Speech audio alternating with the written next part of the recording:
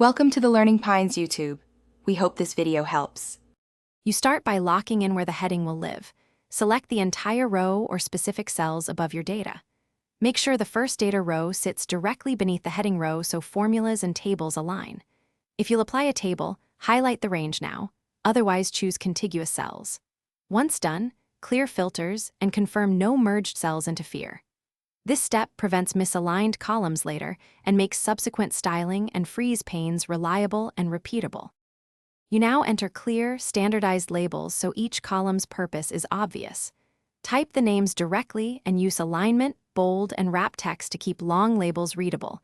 Adjust column width to avoid truncation. If you need merge-centered titles, merge sparingly, prefer center across selection instead.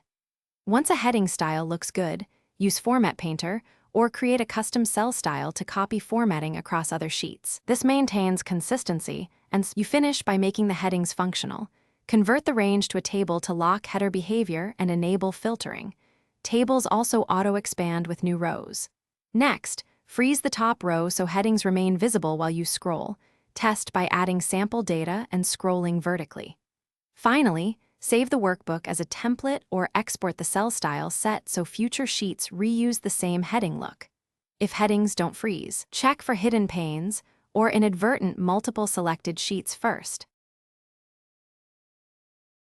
Thanks for watching. Consider subscribing if we helped you.